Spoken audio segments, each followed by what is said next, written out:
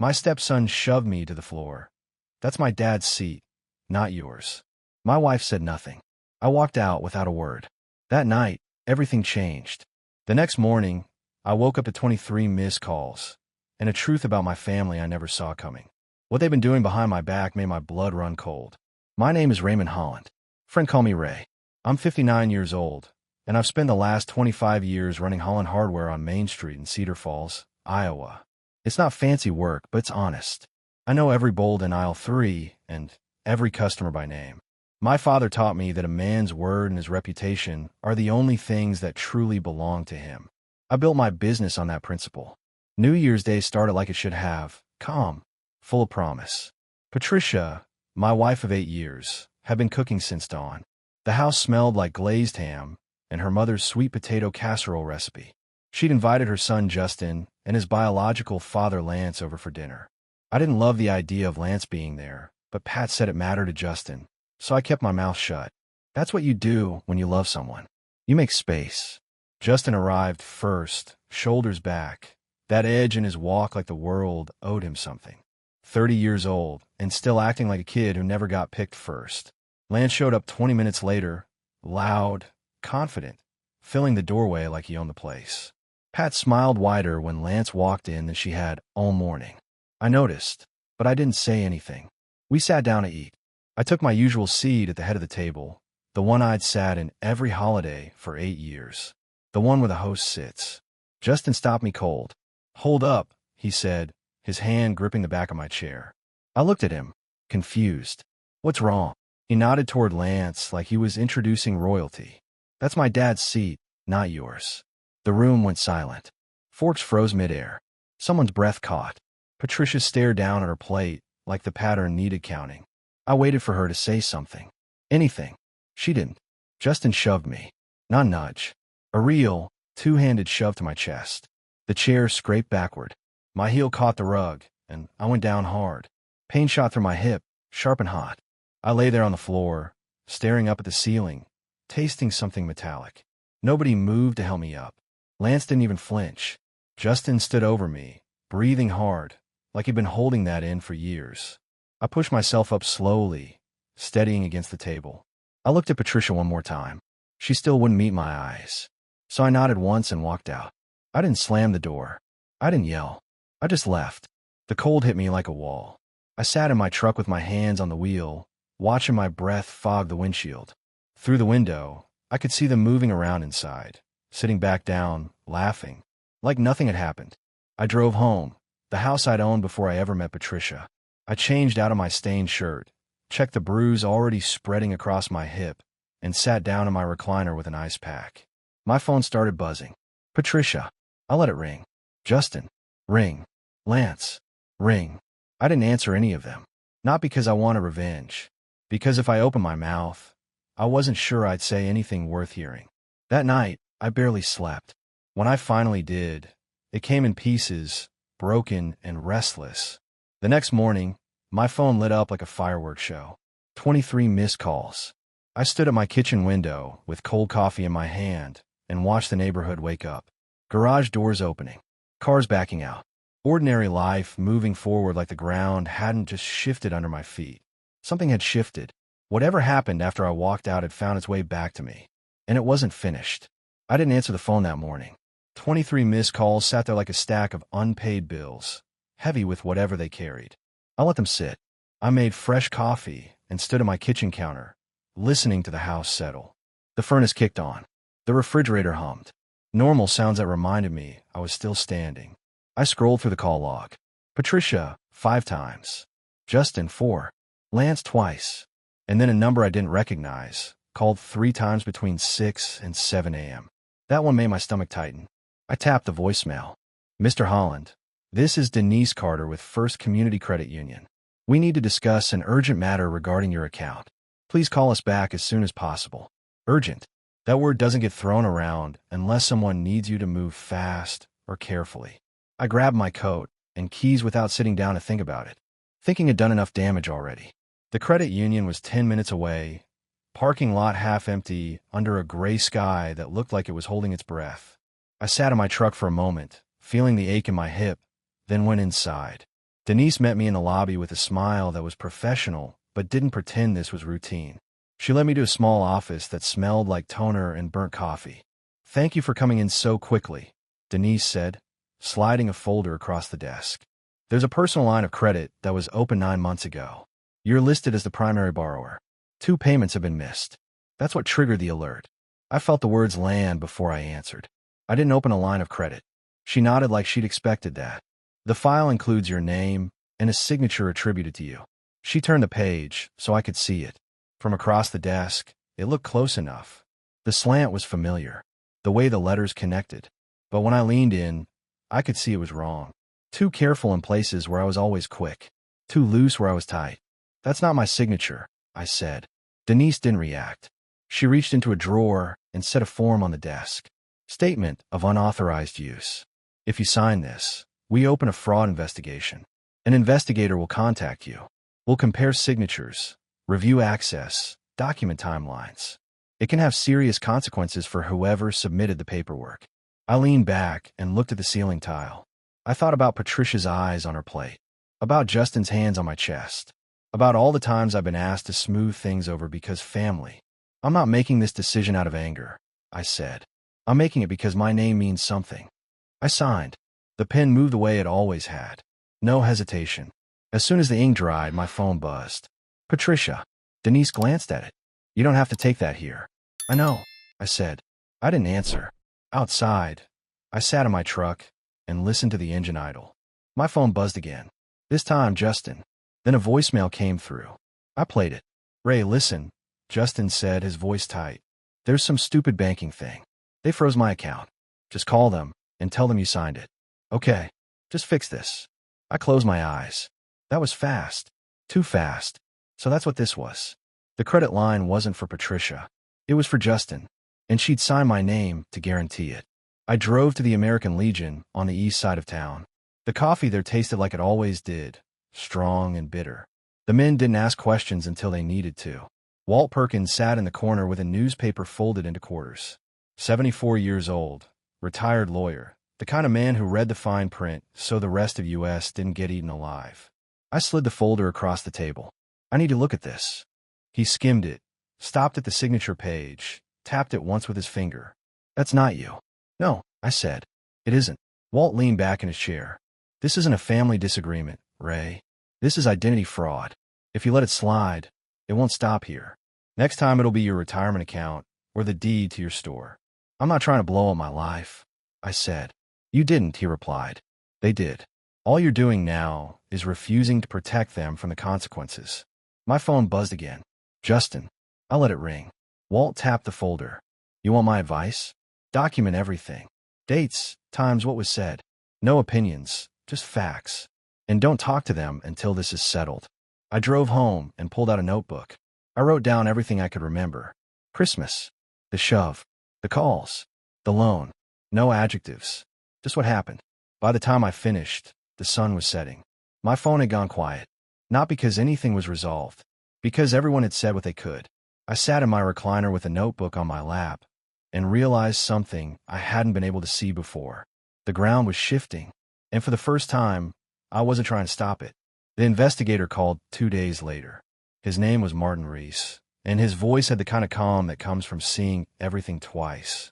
"Mr. Holland, I've been assigned to your case," he said. "I'd like to meet today if you're available." "I am," I said. He met me at the credit union in the same small office where I'd signed the fraud statement. Martin was in his early 50s, gray at the temples, wearing a suit that had seen a lot of conference rooms. He set a recorder on the table and explained the process like he was walking me through a repair manual. "I'll ask questions about the account and your signature," he said. "You can stop anytime." "I'm not here to stop," I replied. He had me sign my name 10 times on blank paper, the same way I always did. Same pressure, same slant, same muscle memory I'd had since high school. Then he compared them to the scan in the file. "That's not a match," he said, pointing to the differences. "Whoever did this tried, but they didn't get the rhythm right." "No," I said. "They didn't." He asked who had access to my personal information. I told him the truth. Marriage looks like trust until it stops being that. When we finished, Martin closed the folder. "The preliminary findings will be forwarded to the county prosecutor. That doesn't guarantee charges, but it means this is formal now. Be prepared for contact. I nodded and left. At home, I was going through my closet looking for an old jacket when I found something that didn't belong. A small black device, no bigger than a matchbook, tucked into the pocket of a coat I hadn't worn in months. I pulled it out and turned it over in my hand. A voice recorder. My stomach went cold. I checked my other coats. Found another one. Then I checked the living room, running my hands along the bookshelf, behind picture frames. I found 2 more. 4 in total. Someone had been recording me in my own house. I called Martin Reese immediately. I found recording devices, I said when he answered. Hidden in my home. There was a pause. Don't touch them anymore. I'm sending someone to collect them as evidence. A tech from the sheriff's office came that afternoon, bagged the devices, and told me they'd analyze the contents. 2 days later, Martin called back. We pulled the audio files, he said. Most of it is just daily conversation. Nothing incriminating on your end. But there's metadata showing when they were placed. About 4 months ago. Who put them there? I asked, though I already knew. We can't prove it yet, Martin said carefully. But the timing matches up with visits your stepson made to your home. Justin. He'd been recording me, looking for something, anything he could use to make me look bad, to build a case that I was the problem. I sat down hard in my chair, the weight of it settling in. This wasn't just about money. This was a plan. A long one. I called Walt. They were recording me, I said, in my own house. Walt was quiet for a moment. That changes things. That's invasion of privacy. Possibly illegal wiretapping, depending on how it was done. What do I do? Let the investigators handle it, Walt said. But Ray, this isn't a prank. This is calculated. You need to be ready for this to get uglier before it gets better. That night, I sat in my living room and looked at the spaces where those devices had been hidden. I thought about every conversation I'd had in this house over the past 4 months. Every private moment. Every time I thought I was alone. I wasn't angry. Anger burns hot and fades. This was colder. This was clarity. They hadn't just stolen my name. They'd stolen my peace. And I was done letting them get away with it. 3 days after I found the recording devices, my son Jordan called. Dad, I'm coming home, he said. His voice was steady, the way it always was. Jordan didn't waste words. You don't have to do that, I said. Yeah, I do. Jordan arrived the next evening. 32 years old, lean and solid from years of Taekwondo training. He ran a small martial arts school in Des Moines, teaching discipline to kids who needed it. He'd earned his 4th-degree black belt 2 years ago, and I'd never been prouder. He walked in, dropped his bag by the door, and pulled me into a hug that was careful around my bruised hip. You okay? He asked, stepping back to look at me. I've been better, I admitted. Tell me everything. I did. The shove. The fraud. The recordings. Jordan listened without interrupting, his jaw tightening with every sentence. When I finished, he said, Where's Justin now? At Patricia's place, I assume. Jordan nodded slowly. I want to talk to him. No, I said firmly. That's not how we're doing this. Dad, he put his hands on you. And if you put your hands on him, you know better. We handle this the right way. Through the system. With evidence and lawyers. Not fists. Jordan looked at me for a long moment, then nodded. Okay, your way. But I'm staying until this is settled. I appreciate that. Over the next few days, Jordan helped me go through everything. He organized my notes, made copies of documents, even called Martin Reese to ask questions I hadn't thought of. He was methodical, focused. I'd raised him to think before acting, and it showed. On the 4th day, we ran into Justin at the grocery store. It wasn't planned. I was picking up coffee. Jordan was grabbing milk. We turned down the cereal aisle, and there he was. Justin froze when he saw us. Jordan didn't say anything at first. He just stood there, shoulders relaxed, hands at his sides. But the way he looked at Justin said everything. Justin's face went red. What are you doing here? Visiting my dad, Jordan said evenly. The one you shoved to the floor. That's not how it happened. Justin shot back. I don't care how you remember it, Jordan said. I care what you did, and what you're going to answer for. Justin stepped forward, trying to get in Jordan's space. You threatening me? Jordan didn't move. No, I don't need to. The law's going to handle you just fine. I put a hand on Jordan's shoulder. Let's go. We walked away. Justin stood there, shaking, but he didn't follow. In the truck, Jordan let out a slow breath. That was harder than I thought. You did good, I said. You didn't give him what he wanted. What did he want? A reason to play the victim, I said. You didn't give it to him. That night, Jordan and I sat in my living room with the TV on low. He was drinking water. I had decaf coffee. You know what the hardest part of Taekwondo is? Jordan asked. What's that? Knowing when not to fight. He said. Any fool can throw a punch. It takes real strength to walk away. I looked at my son and realized something. I taught him that. Not with words, but with years of showing him what it meant to be steady, to be patient, to choose the right battle. I'm proud of you, I said. I learned it from you, Dad. We sat there in the quiet, and for the first time in days, I didn't feel alone. The call came on a Tuesday morning. A woman's voice, crisp and professional. Mr. Holland, this is Evelyn Park from Heritage Antiques on 5th Street. I need to speak with you about a rather unusual situation. I'm listening, I said. About 3 weeks ago, a woman and a young man came into my shop with a walnut wall clock. They wanted to sell it.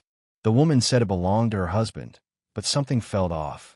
I told them I needed to verify provenance before making an offer. My chest tightened. What did this clock look like? Walnut frame, brass hands, pendulum mechanism. There was an inscription on the back. To Raymond, from your father. Time is the only thing we can't buy back. The room tilted. That was my father's clock. The one he'd left me when he died. The one that had hung in Patricia's dining room for 8 years. That's my clock, I said. Who tried to sell it? The woman gave the name Patricia Holland. The young man was with her.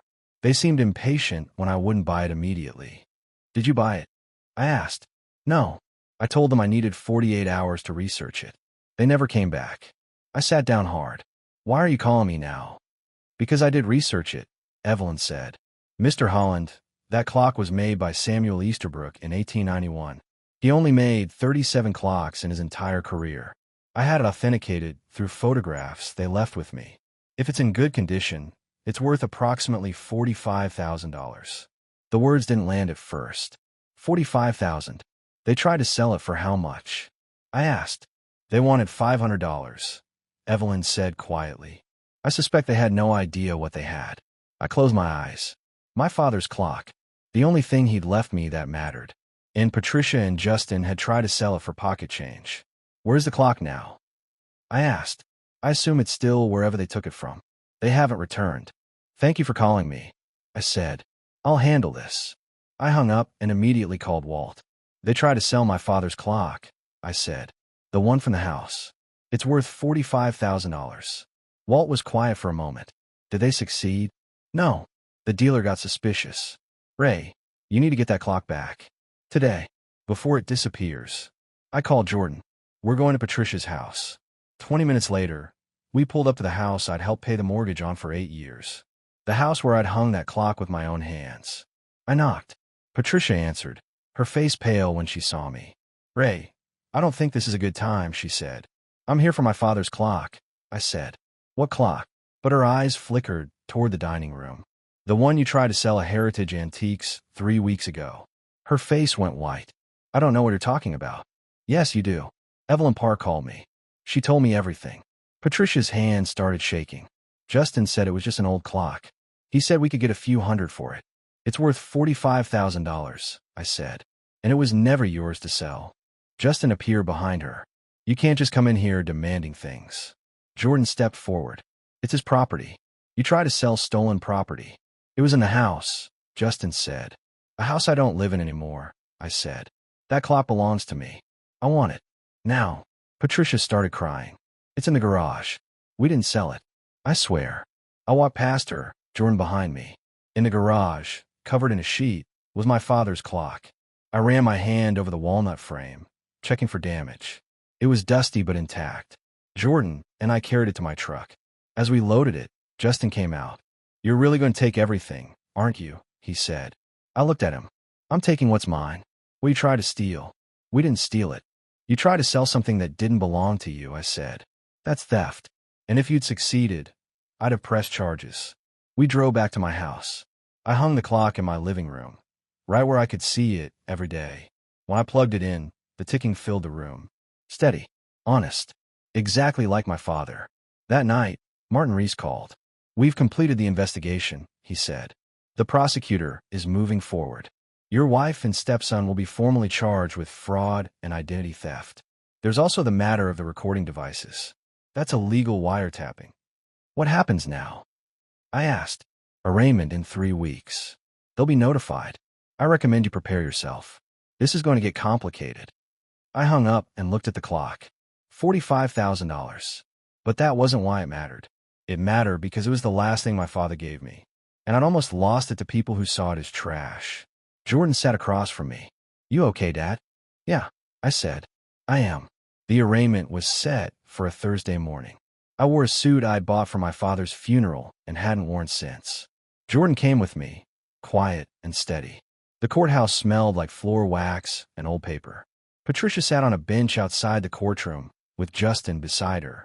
She looked smaller than I remembered. Justin stared at the floor. When they called our case, we filed into the courtroom. The judge was a woman in her 60s with steel gray hair and eyes that didn't miss anything. The prosecutor laid out the charges. Fraud, identity theft, illegal wiretapping.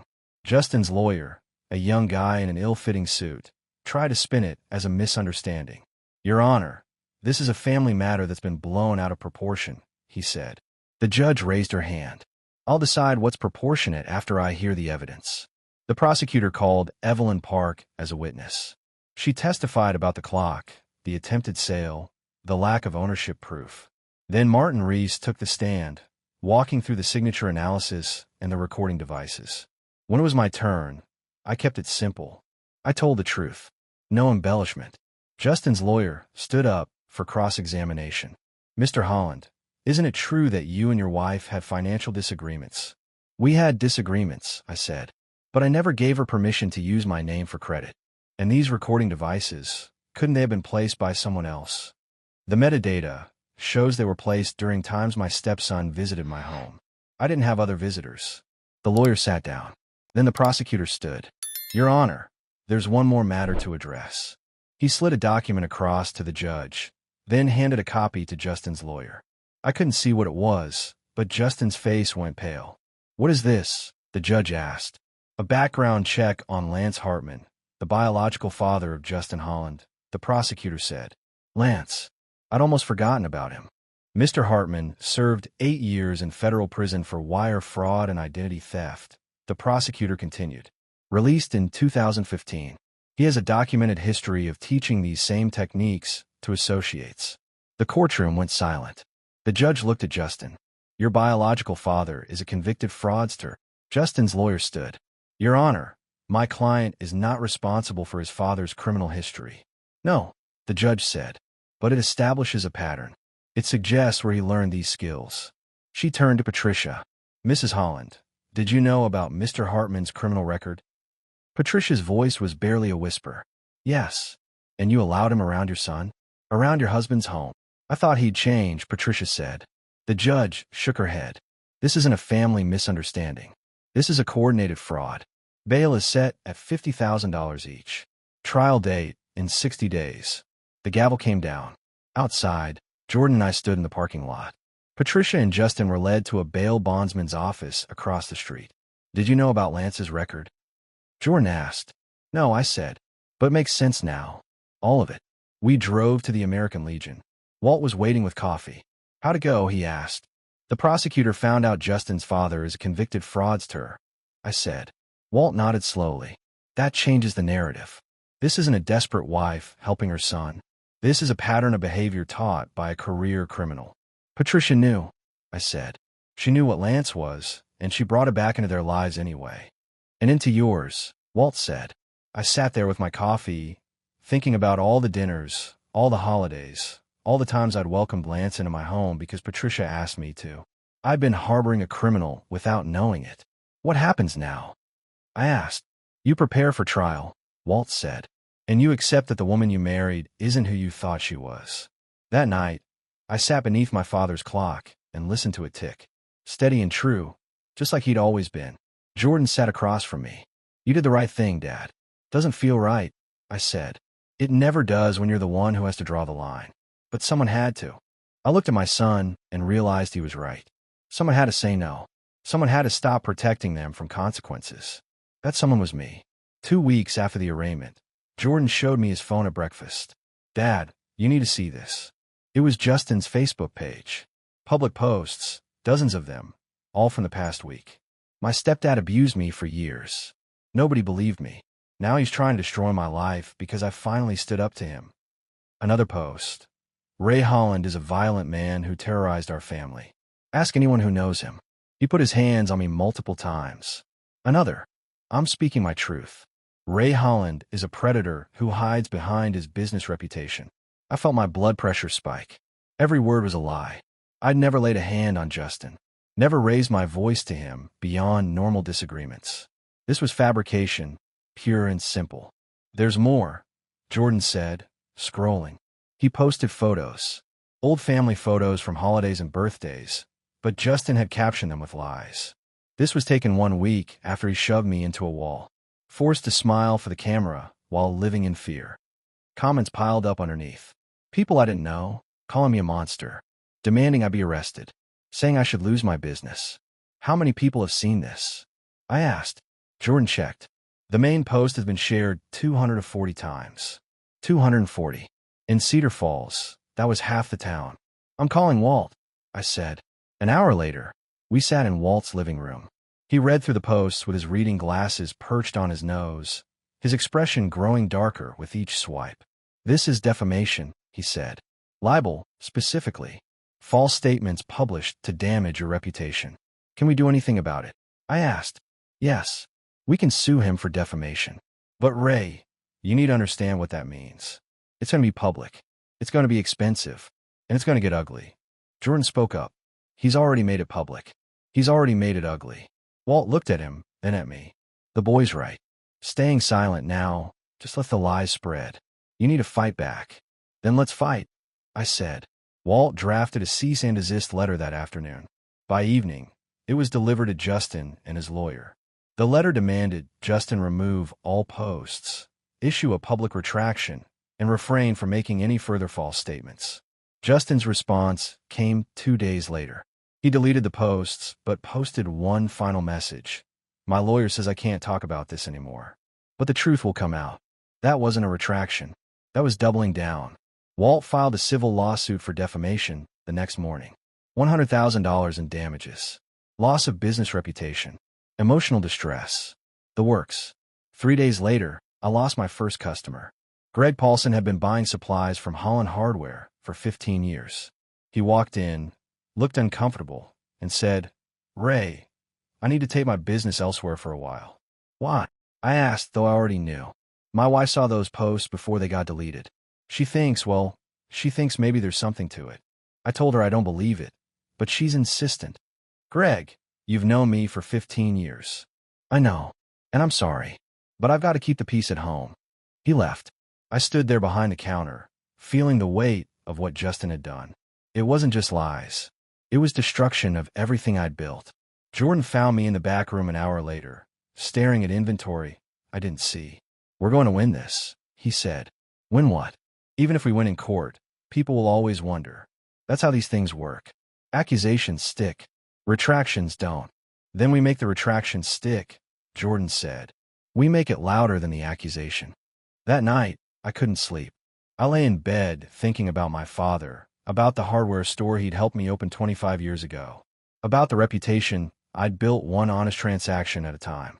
Justin had tried to burn it all down with lies. But I wasn't going to let him. The next morning, I did something I'd never done before. I recorded a video on my phone and posted it to the hardware store's Facebook page. My name is Raymond Holland. I said to the camera, some of you may have seen posts about me recently. Posts claiming I abused my stepson. Those posts are lies. Complete fabrications. I have never abused anyone. I am currently involved in a legal case because my stepson and his mother committed fraud using my identity. Rather than face the consequences, he chose to attack my character with false accusations. I filed a defamation lawsuit. The truth will come out in court. Until then, I wanted you to hear it from me directly. I've served this community for 25 years with honesty and integrity. That hasn't changed. I posted it. Within an hour, it had 50 comments. Most of them supportive. Some skeptical. But at least my voice was in the conversation now. Jordan sat beside me as we watched the comments roll in. You did good, Dad, he said. I hope so, I replied. Because once you step into the arena, there's no stepping back out. The trial date was 6 weeks away when everything came to a head. Jordan and I were leaving the courthouse after a pretrial hearing. Just routine stuff, procedural motions, nothing dramatic. We walked through the lobby, pushed through the glass doors, and headed toward the parking lot. That's when I saw them. Justin and Lance, standing next to a pickup truck, smoking cigarettes. They saw us at the same time. Justin dropped his cigarette and started walking toward us. Lance followed. "There he is," Justin said loudly.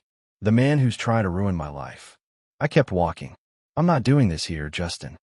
"You don't get to ignore me," he said, stepping in front of me. Jordan moved between us. "Back up." "Or what?" Justin said, getting in Jordan's face. "You going to hit me? Go ahead. Give me another lawsuit." "Nobody's hitting anyone," I said. "Move aside." Lance spoke up from behind Justin. "You think you're better than us, don't you? Walking around like you own this town." "I think I'm a man who doesn't commit fraud," I said. Justin's face went red. "You sanctimonious piece of—" He shoved Jordan. Hard, 2 hands to the chest. That was his mistake. Jordan didn't shove back. He didn't need to. Years of Taekwondo training had taught him control, precision, economy of motion. Justin came at him again, swinging wild. Jordan sidestepped, caught Justin's arm, and used his own momentum to spin him off balance. Justin stumbled, tried to recover, threw another punch. Jordan blocked it, stepped inside Justin's guard, and delivered one palm strike to Justin's solar plexus. Not a punch, a push, but placed exactly right with exactly the right force. Justin's breath left him in a whoosh. He doubled over, gasping, and dropped to one knee. The whole thing took maybe 3 seconds. Lance started forward, but I stepped in front of him. "Don't." He stopped, looking at Justin on the ground, then at Jordan standing calm and ready. "You're done," I said to Lance. "Take him and leave." A courthouse security guard came running out, radio in hand. "What's going on here?" "This man assaulted my son," I said, pointing at Justin, who was still on the ground trying to breathe. "There are cameras all over this parking lot. Check them." The guard looked at Jordan. "You hit him." "Self-defense," Jordan said. "He shoved me first, then came at me swinging. I defended myself." Another guard appeared, and they separated us. 20 minutes later, we were in a security office watching the parking lot footage. It showed exactly what happened. Justin shoving Jordan. Justin swinging. Jordan defending himself with minimal force. The head of security looked at Justin. "You want to press charges?" Justin shook his head, still breathing hard. "You're lucky," the guard said. "That could have been assault. Get out of here. And if I see you starting anything else on courthouse property, you'll be arrested." Outside, Jordan and I got in my truck. My hands were shaking on the steering wheel. "You okay?" Jordan asked. "You could have been arrested," I said. "But I wasn't. Because I kept control. Because you taught me to. I taught you not to fight. You taught me to defend myself without becoming the aggressor," Jordan said. "That's exactly what I did." We drove to the American Legion. Walt was there, and I told him what happened. "The cameras caught it all?" he asked. "Everything." Walt smiled grimly. "Good. Because Justin's lawyer is going to try to use this." "But video evidence of Justin throwing the first punch? That's gold." That night, the local news ran a story. Altercation at courthouse. They had the footage. They interviewed the security guard. The young man in the black jacket was clearly defending himself. The guard said on camera. The other individual was the aggressor. The young man in the black jacket was Jordan. I watched the news segment 3 times. Each time, I saw my son doing exactly what I taught him. Control. Precision. Defense without aggression. Jordan sat beside me. "You know what my master told me when I earned my 4th Dan?" "What?" "He said the highest level of martial arts is winning without fighting.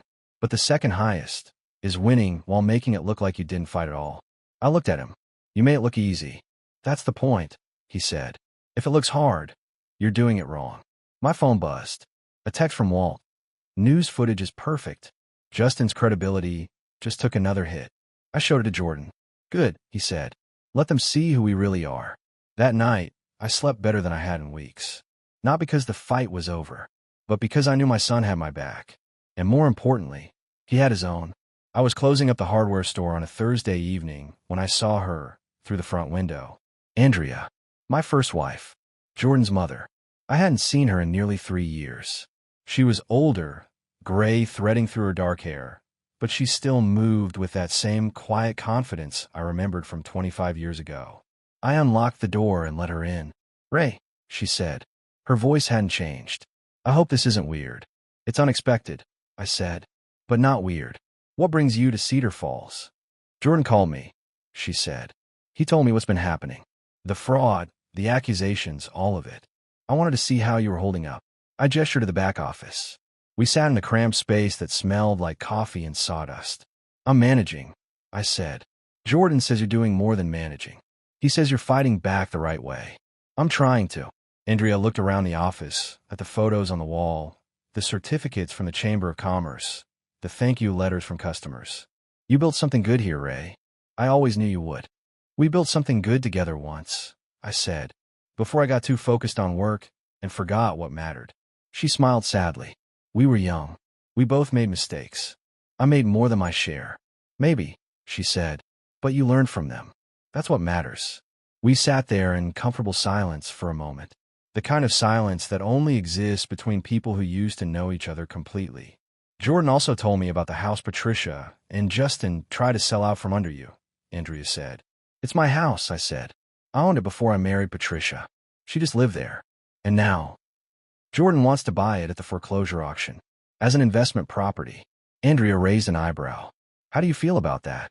I told him not to. It felt like revenge, not business. "What did he say?" "He said it was both, and that sometimes revenge and justice look the same from different angles." Andrea leaned back. "He's not wrong, but I understand why you said no. Do you think I should let him do it?" I asked. She thought about it. "I think Jordan is 32 years old. He makes his own decisions. And honestly, Ray, if that house is going to auction anyway, why not keep it in the family? You could use it for something good later." I hadn't thought about it that way. "You always did see things clearer than me," I said. "Not clearer, just different." We talked for another hour. About Jordan, about her life in Des Moines, about the hardware store, about everything that had happened. It felt good to talk to someone who knew me before all of this.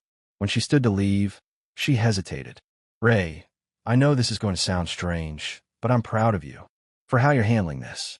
A lot of men would have just rolled over or lashed out. You're doing neither. I'm just trying to do the right thing." "That's why I'm proud," she said. At the door, she turned back. "Jordan invited me to stay in town for a few days. I'm at the Hampton Inn. Maybe we could have dinner tomorrow." "I like that," I said.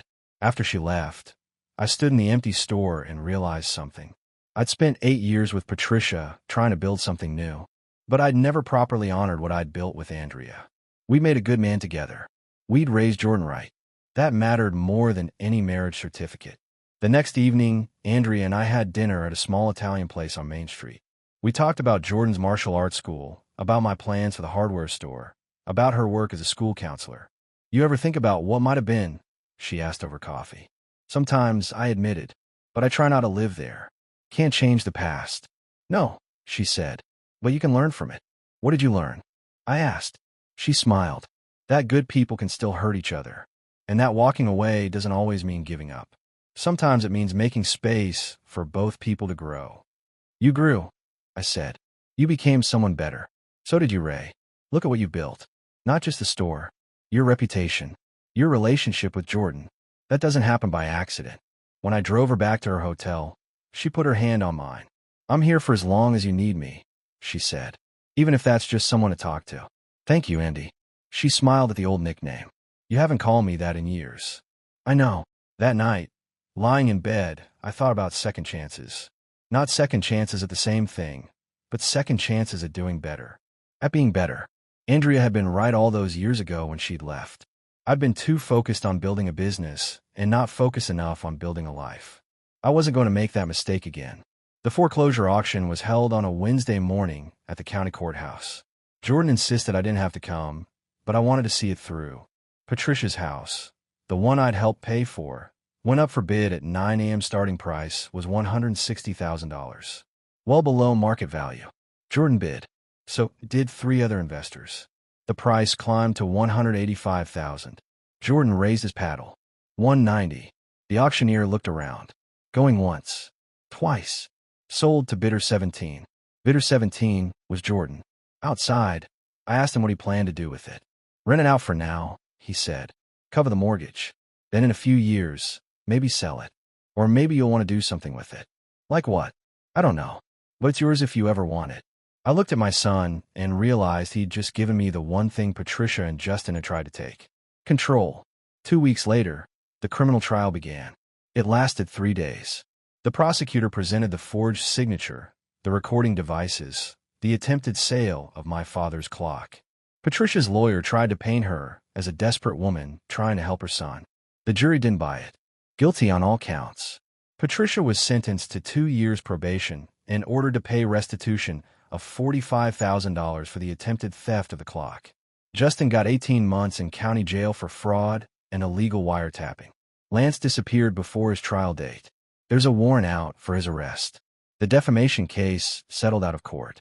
Justin issued a public apology and paid $20,000 in damages. It didn't undo the harm, but it put the truth on record. I stood on the courthouse steps after the sentencing and felt something I hadn't felt in months. Peace. Not happiness. Not vindication. Just peace. Jordan stood beside me. Andrea was there too. She'd stayed in town through the trial, and we'd been seeing each other. Not dating exactly. Just two people who'd grown up and learned things spending time together. You okay, Dad? Jordan asked. Yeah, I said. I am. 3 months later, I got a phone call from a company in Arizona. They wanted to buy Holland Hardware and bring me on as a regional manager. 6 locations. $95,000 a year plus benefits. It was the kind of opportunity I dreamed about 20 years ago. I called Andrea that night. What do you think? I asked. I think you need to decide what you want your next chapter to look like. What if I said I wanted it to look like us trying again? Older and smarter this time. There was a pause. Then she said, I'd say I'm willing to try if you are. Arizona's a long way from Des Moines, I said. Des Moines is a long way from Cedar Falls, she said. Distance has never been the problem, Ray. Priorities have. Then my priority is you, I said. If you'll have me. Let me think about it, she said. 2 weeks later, she called me back. I can transfer my counseling license to Arizona, and I've always wanted to see the desert. I accepted the job offer the next day. Jordan helped me pack up the hardware store. We sold it to a young couple who promised to keep the name. That mattered to me. On my last day in Cedar Falls, I stood in my living room with my father's clock wrapped carefully in blankets. Jordan had already loaded most of my things into the moving truck. You sure about this, Dad? He asked. I'm sure, I said. I spent too many years building things for other people. It's time to build something for myself. With Andy. With Andy. He smiled. Good. She makes you happy. We loaded the clock into my truck. As we drove away from the house, I looked in the rearview mirror one last time. Cedar Falls had been good to me, but Arizona was calling. And this time, I was answering with my eyes open and my priorities straight. Andrea met me at the Arizona state line. We drove the rest of the way together, talking about furniture and jobs and what we wanted our house to look like. No ghosts this time, she said. No ghosts, I agreed. Just us. The clock now hangs in our living room in Scottsdale. Its steady tick fills the space, constant and true. I'm 60 years old, and I finally learned what my father tried to teach me all along. Time is the only thing you can't buy back. So use it wisely. Use it on people who matter. Use it building things that last. I wasted 8 years on people who saw me as a resource. I'm not wasting another second.